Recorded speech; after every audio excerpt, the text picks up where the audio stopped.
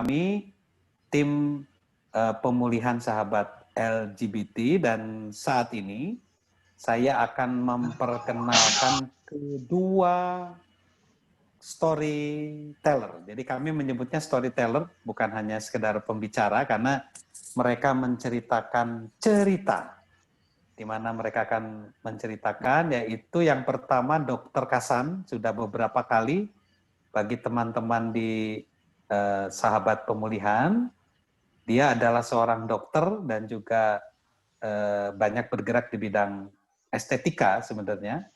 Namun juga dia seorang terapis di bidang hipnoterapis ya, dan beberapa kali sudah saya mendengar beberapa kliennya bisa dipulihkan dengan terapi hipnoterapi. Nanti dia akan membagikan tentang energi ya, energi healing di tema kali ini. Dan dia sudah berkeluarga dan keluarga yang bahagia tentunya ya. Dan yang kedua nanti Pendeta Dr. Ishak Surya, ya, dia adalah gembala sidang dan juga seorang dosen, dan juga dia seorang menurut saya YouTuber ya, karena ada satu channel yang saya menarik sekali dari Pak Ishak ini, yaitu tentang pengetahuan kata-kata Yunani ya Pak ya. Jadi channelnya atas nama apa ini Pak? Nanti Bapak bisa memperkenalkan. Coba di-unmute Pak. Channel Bapak apa di YouTube Pak? Itu masih pakai nama sendiri, Ishak Surya. Oh, oke. Ya, jadi saudara, teman-teman bisa bergabung di channel Ishak Surya, itu bagus sekali karena tentang makna-makna dari kata-kata Yunani ya Pak ya. Satu persatu Bapak bahas, dan itu bisa menambah ilmu pengetahuan khususnya di bidang Alkitab sesuai dengan kata asli Yunani di Alkitab Perjanjian Baru. Jadi YouTuber ya Pak Ishak ini saya. Dan subscribernya udah lumayan saya lihat ya. Jadi itu kedua storyteller kita, dan aturannya kita akan mendengarkan dulu dua pemateri ini ya, dua storyteller ini. Lalu nanti akan ditampung pertanyaan-pertanyaan. Dan karena room kita tidak terlalu banyak, saya harap Anda semua bertanya saja langsung lewat ini ya, lewat video gitu ya. Kalau chat nanti mungkin Pak Victor akan bantu juga chatnya dibaca. Saya nanti akan melayani yang live saja ya. Dan kalau mau nanya, kalau berkenan boleh dibuka videonya. Namun kalau sibuk mungkin audionya saja ya.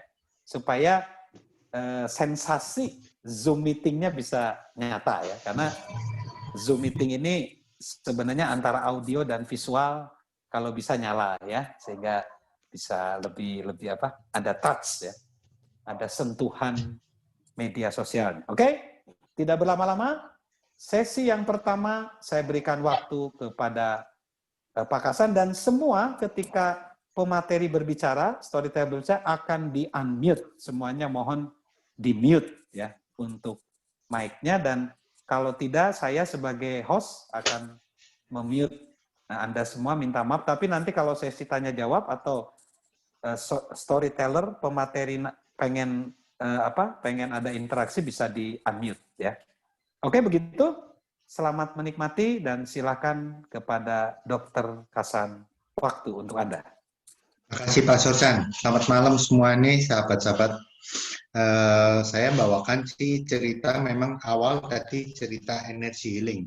Tapi sebetulnya energy healing ini ada hubungannya dengan law of attraction. Tapi saya cerita law of attraction ini bukan saya cerita ke arah law of attraction yang sesungguhnya, yang istilah di mana atau istilah gampangnya hukum tarik menarik. Karena saya tidak menceritakan ini karena ini kan arahnya ke duniawi. Apa yang dilakukan yang kita lihat adalah sukses, happiness, oke lah, itu kita perlukan. Tapi prosperity, health, nah itu apakah seperti itu? Nah, kalau ditanyain, selama kita tahu di perkembangan kita kasarnya di dunia itu lebih dominan lebih ke arah materi, law of attraction. Atau mereka menyebutkan juga kita berpikiran negatif akan menjadi negatif, pikiran positif akan menjadi positif. Nah, kalau apakah seperti itu kalau pikiran itu nanti akhirnya jawabnya ke arah vibration. Sebetulnya nanti ada dua yang juga berhubungan, yaitu law of vibration. Jadi getaran dari energi itu yang saya utamakan. Jadi bukan law of attraction ke arah duniawi. Karena apa? Kita tahu, saya ngambil salah satu ayat ini aja karena semua rancangan itu berdasarkan dari firman Tuhan. Tuhan yang punya rencana, bukan kita yang punya rencana. Kalau kita memakai law of attraction secara dunia, jadi semua apapun akhirnya secara pikiran kita, saya kepingin berhasil secara pikiran kita, nanti akhirnya Tuhan di nomor 2-kan. Jadi makanya saya nggak cerita itu, tapi kalau secara alkitabiah saya sebetulnya tidak setuju. Itu berarti rencana kita, bukan rencana Tuhan kalau hal-hal segala macam. Tapi kalau ditanya lebih intinya jadi panjang. Nah, saya lebih utamakan ke arah energy healing atau law of vibration. Nah, sekarang sebelumnya saya cerita dulu apa itu energi emosi yang kita lakukan itu istilahnya energy emotion sebetulnya dari bahasa Inggris. Jadi energi yang bergerak karena dari pikiran kita menghasilkan energi. Nah, kita gampangnya kepingin tahu kalau dalam suasana segala, kita ngeliatlah kalau di kantor ada teman-teman yang lagi bete, kita masuk pertama kali kerja, otomatis kita merasakan apa? Suasana di dalam ruangan ini kok nggak nyaman ya. Nah, atau kita nemui seseorang yang kita membeli suatu barang atau segala macam, orangnya lagi bete, otomatis kita masuk ngomongannya kok gak enak ya, gak menyenangkan segala macam. Nah, itu makanya sebetulnya ini energy in motion. Saya dulukan ini. Jadi kalau ditanyain sebetulnya bukan kita yang menarik, kita berpikiran negatif, emosi dari pikiran negatif kemudian ke emosi, kemudian menarik suasana jadi negatif, bukan menarik sebetulnya. Tapi suasana di dalam itu menjadi negatif. Maksudnya gini, kasarnya kalau kita suasana itu tawar, kita bikin air tawar lah. Air tawar, kita kasih garam. Jadi air itu menjadi rasa garam.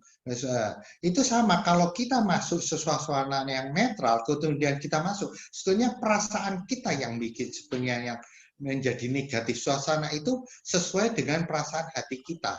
Itu istilahnya.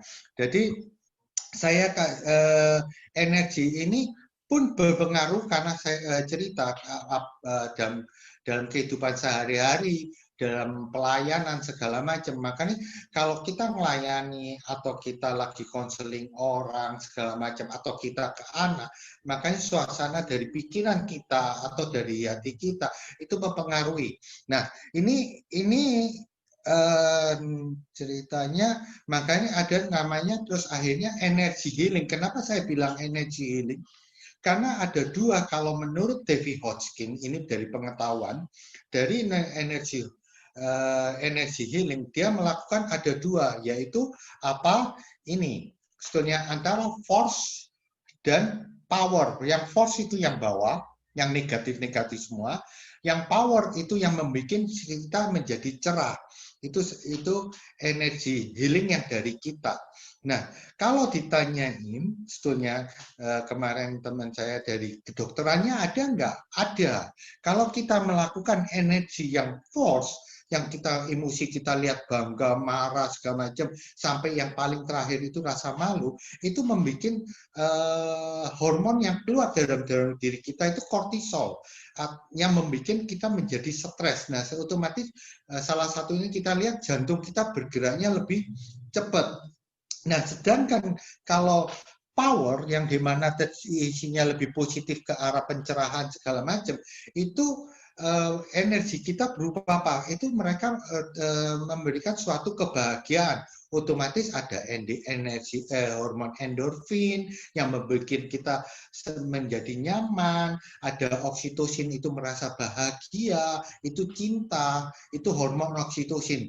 Dopamin itu merasa kita di sana merasa sukacita. Nah, itu hormon di dalam diri kita. Jadi sesuatu yang tidak negatif. Kalau ditanyain apa benar kita mikiran seperti itu, gampang menghabiskan energi.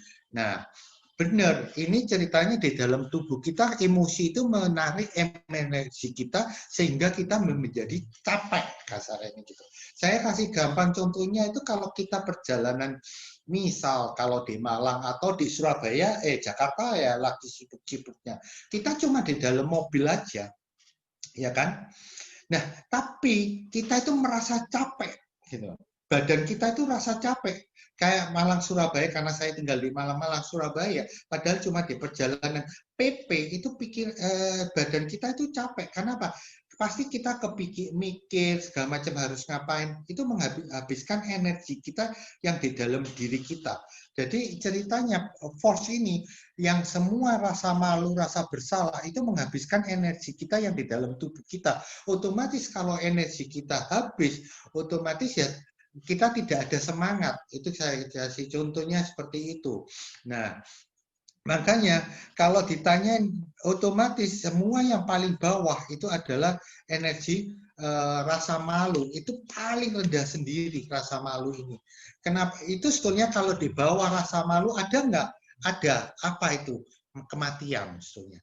Jadi rasa malu itu yang energi paling rendah, jadi bikin kita tidak semangat. Loh, tapi kenyataan sampai hari ini tidak. Nah, bukan tidak ada yang bikin energi seperti itu, tapi kadang bikin kita rusak diri kita sendiri, rasa malu itu. Nah, itu ceritanya seperti itu. Dalam kehidupan sehari-hari, terus apa hubungannya energi ini dalam kehidupan sehari-hari dari pelayanan, terus anak segala macam. Ini saya cerita apa ada yang pernah saya lakukan. Cerita gini, saya waktu ada teman, saya pertama waktu hipno, saya ditelepon teman dari luar kota. Dia cerita saya, manggil saya kan Hasan. Dia bilang, Tan, saya punya anak ini umur 11. Dia bilang gitu. Tapi nakal setengah mati. Dia bilang gitu. Nah, terus dia nggak bisa diatur segala macam. Dia bilang gitu. Bisa nggak dihipno? Saya bilang, ya bisa aja, asal dia mau nerima, mau buka, saya bilang gitu. Sesudah itu saya tutup, saya cerita, kok aneh ya, umur sekian kan harusnya saya ngeklik karena saya ngajarin juga, ini masih dalam taraf orang tuanya yang punya wewenang, seperti saya cerita sebelumnya. Akhirnya saya telepon balik, saya bilang, kamu mending kesini deh, kalau kamu nggak di luar kota, kamu posisi di mana? Di Malang. Terus habis itu saya tanyain, saya cerita dengan sepintas, dengan teknik, saya cuman gampang. Kita kepingin tahu ada emosinya atau enggak. Saya tanya, coba kamu tutup mata, saya bilang gitu. Kamu bayangin anakmu datang ke kamu, ya kan? Sekarang dia datang dengan cerianya, dia datang ke kamu. Apa yang kamu rasakan di dalam hati? Dia ngomong apa? Pasti ada maunya nih. Kayak gitu dia pasti melakukan kesalahan. Terus datang ke saya. Nah, pura-pura mau baik-baikin saya. Terus saya bilang, buka mata, saya bilang, aneh, saya bilang gitu. Wong yang bikin itu tadi saya udah bilang, anakmu dengan ceria datang ke kamu, tapi kamu yang berpikiran negatif. Nah, dia yang bikin suasana itu negatif. Nah, ini secara tidak langsung sama otomatis bikin suasana di sana jadi negatif. Akhirnya apa? Anak itu pun merasa nggak nyaman pasti, ya kan? Nah, itu yang dilakukan sehari-hari karena dia punya pikiran negatif. Nah, ada dengan cara teknik otomatis negatifnya waktu itu emosi negatifnya saya hilangkan dari skala. Waktu itu saya tanya ini tuh dari 0 sampai 10, skalanya 10. Hebat banget karena dia pegel banget, mungkin karena anaknya susah diberitahu ya. Akhirnya saya lakukan teknik itu, dia turun netral. Nah, akhirnya netral itu sama aja ini perbatasan antara power dan false, jadi dia nggak ada perasaan apapun. Terus akhirnya saya suruh bayangin gimana perasaan sekarang kamu tutup mata, sekarang kamu bayangin anakmu datang ke tempatmu, dia pelan-pelan pulang sekolah, gimana perasaan? Biasa-biasa aja, dia bilang gitu. Ya sudah, saya bilang netral. Tahu apa yang kejadian? Itu kan cuman sepintas di tempat saya, di rumah saya. Besok pagi dia telepon saya. Dia cerita apa? Anak saya datang pulang sekolah, biasanya itu naruh tas keluar. Tapi kali ini dia naruh tas yang dicari saya. Dia bilang gitu. Ya sudah toh, saya bilang gitu. Ya syukur toh. Terus besok lusanya pasti kita berpikir, itu kan cuma sehari, cuma terapi doang. Sesudah itu 2-3 hari telepon lagi ke saya.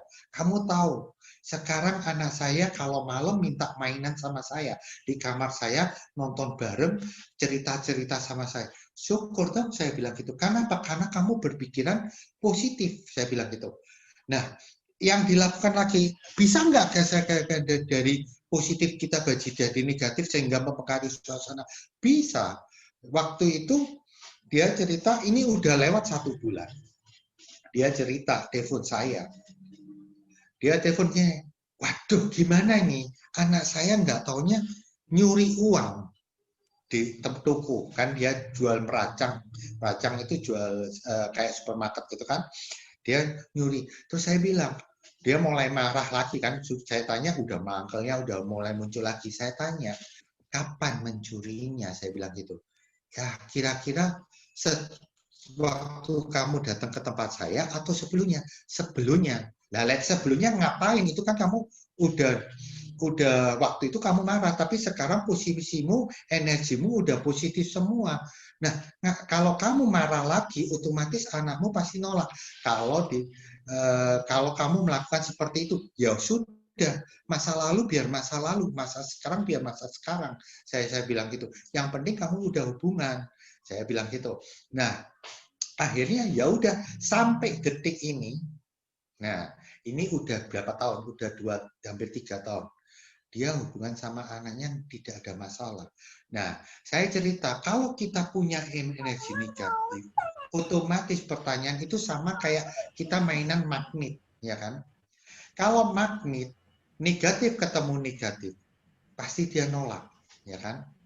Nah, kalau magnet itu kita positif, berarti magnet itu positif. Kita otomatis sekitar kita jadi positif dan siapapun di sekitar kita pun jadi positif.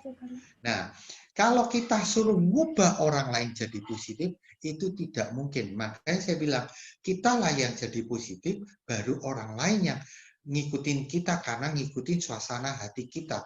Kalau ditanya seperti itu, kalau ditanya lagi dari ilmu pengetahuan, bisa nggak? Gampangnya kita lihat. Itu yang makanya di Alkitab ditulis apa yang keluar dari hati kita itu sesuai dengan energi kita. Kita pernah tahu tanaman, dimana kalau kita tiap hari tanaman itu kita marahi, kita olok-olok atau segala macam, dia nggak bisa tumbuh. Itu ada penelitian, bisa dilihat. Nah, tapi kalau kita ngasih suasana gembira, pujian, ya kan sesuai dengan hati kita, otomatis pasti bunga itu jadi lebih bagus lagi. Itu pasti bisa dilihat. Tapi yang saya cerita lagi itu dari orang tua ke anak. Saya cerita otomatis yang negatif energi ya. Jadi kita ngelihat ada beberapa, saya punya teman juga, saya ngikutin, itu orang tuanya ini LGBT ceritanya.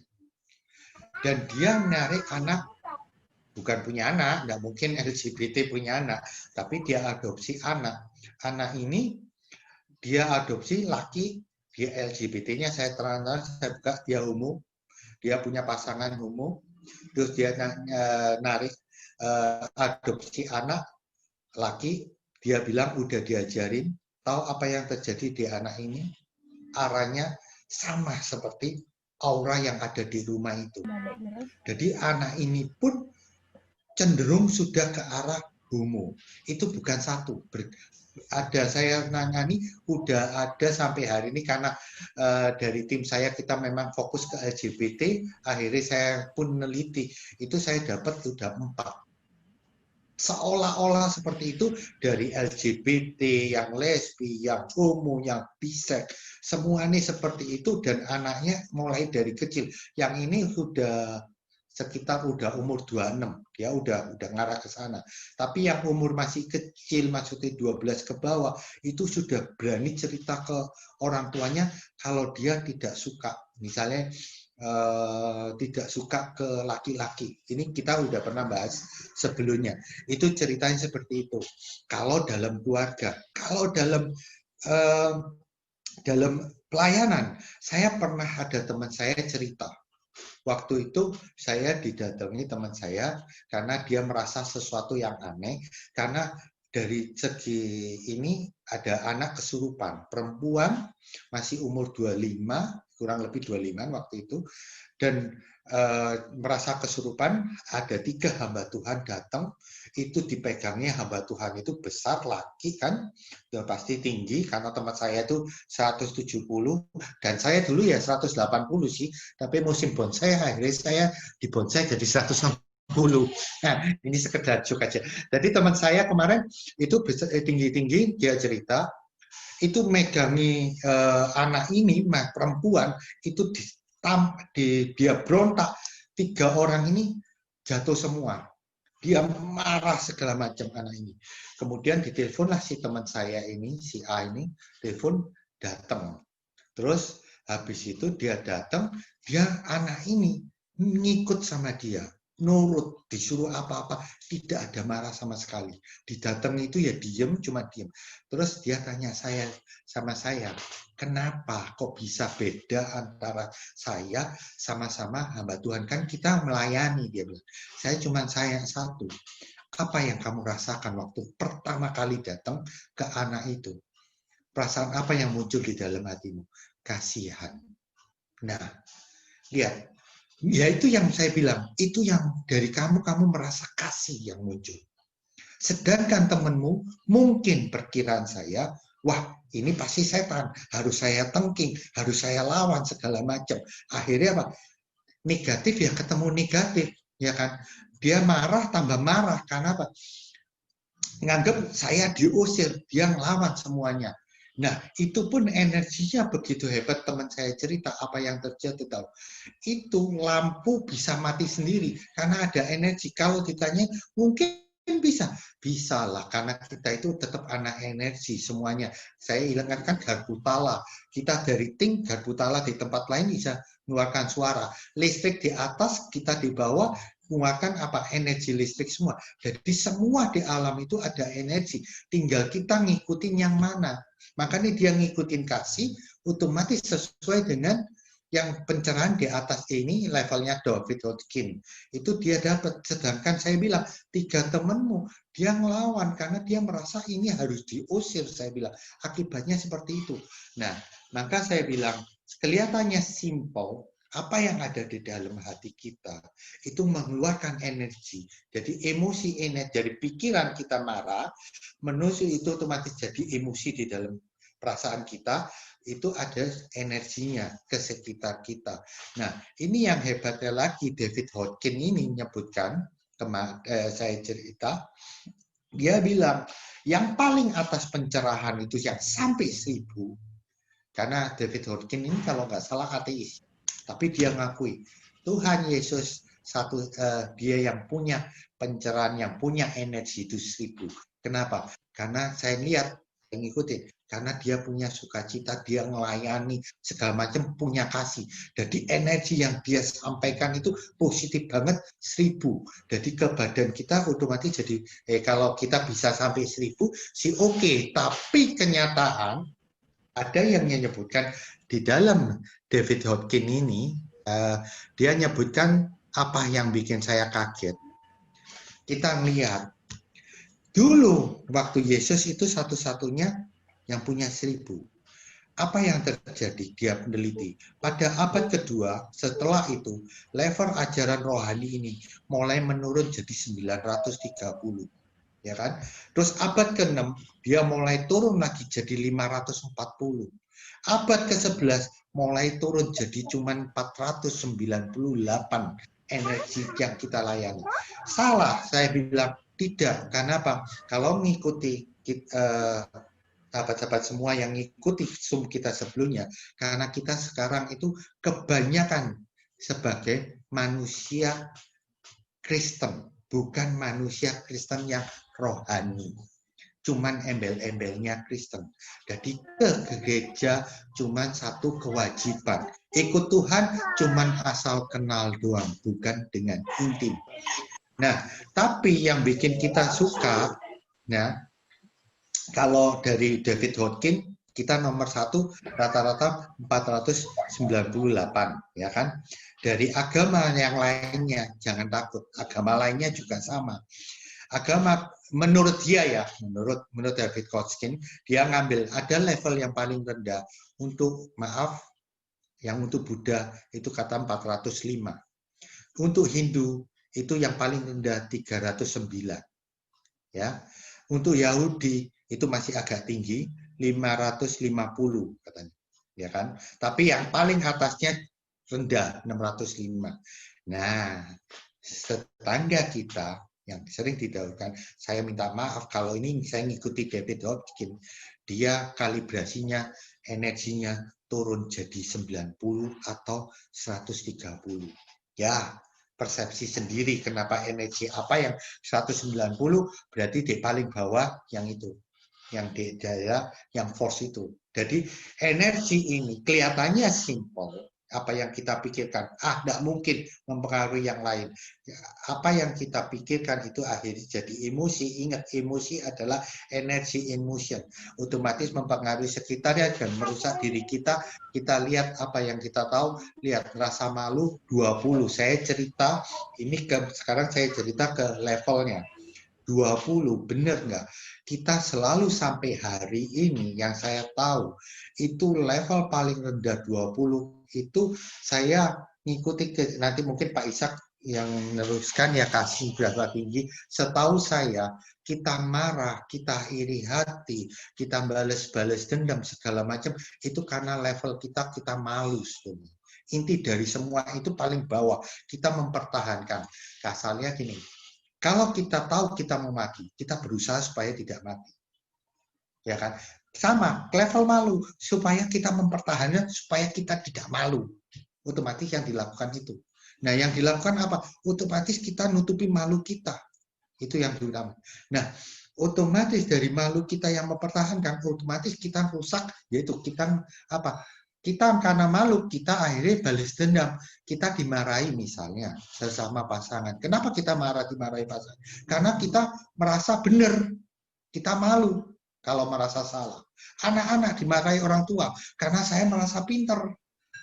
Ya kan? Kita iri dengan segala macam. Karena iri dengan tetangga atau segala macam. Kenapa? Karena kita malu tetangga punya lebih bagus daripada kita.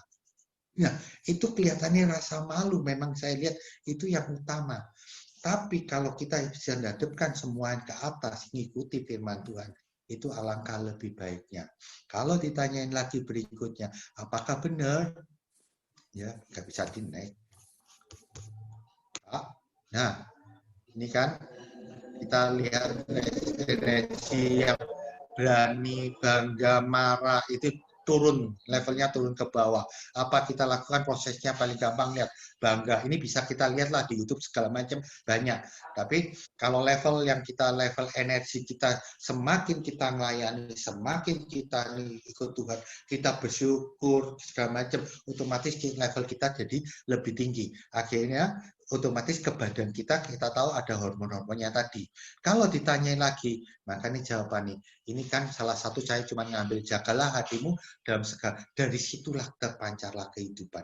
Alkitab ini udah nulis di dalam hati. Berarti apa? Emosi yang ada di dalam hati kita itu memancarkan kehidupan sehari-hari.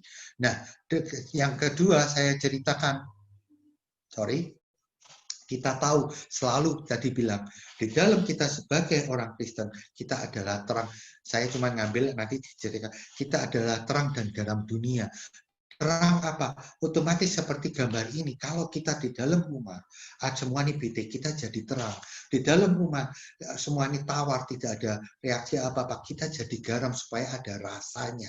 Ini Tuhan memberikan seperti ini. Nggak salah kan? Tapi apa yang kita bawa selama ini? Kita bete, kerjaan, segala macam, kita bawa pulang. Kita bukan jadi terang di dalam atau garam di dalam keluarga kita, malah menjadikan apa ya sekitar ini, malah menjadikan situasi di dalam energi atau seolah-olah di dalam rumah itu menjadi negatif sesuai dengan perasaan kita, mereka ngikut kalau ditanyain. Nah, yang kedua kita lihat apa? Ya kan? Sorry, ini persekutuan fungsi doa. Ya ini karena kalau dalam persekutuan itu otomatis energinya sama. Kita cari Tuhan. Otomatis kalau kita di dalam ada satu teman segala macam yang negatif, itu bisa menjadi sama-sama punya energi yang sama sesuai dengan yang kita dapatkan di dalam Alkitab. Nah, itu yang saya bisa sampaikan selama ini. Jadi bukan orang Kristen punya pikiran law of attraction untuk duniawi, tapi saya bilang bukan law of attraction itu cerita yang lain, tapi vibrasi yang kita ini bukan menarik, tapi kita yang menjadi suasana di dalam rumah itu menjadi negatif. Kita yang memberikan negatif sekitar kita. Itu yang utama. Jadi cerita law of vibration, bukan law of attraction. Ada orang kan berpikiran, saya berpikiran negatif nanti jadi negatif. Saya berpikiran positif jadi positif. Nah, itu saya bilang untuk kehidupan sehari-hari udah saya bantah, tapi yang untuk dalam sehari-hari, dalam keluarga segala macam, nah, memang itu bukan pikiran, tapi sebetulnya energi yang di dalam hati kita, yang ada di perasaan kita sesuai dengan Amsal itu. Jadi itu yang saya bisa sampaikan. Makanya dari hari ini, kalau kita ada anak segala macam, jangan sekali-kali kita ngejudge atau menghakimi mereka atau menganggap mereka tidak mungkin bisa disembuhkan atau menganggap anak saya ini nakal segala macam. Jangan kita mengeluarkan emosi yang ada itu, pasti anak itu pun tidak bisa mendekati ke kita atau dalam pelayanan. Itu yang saya utamakan selama ini yang saya tahu. Cuman sekian saya bisa sampaikan. Terima kasih.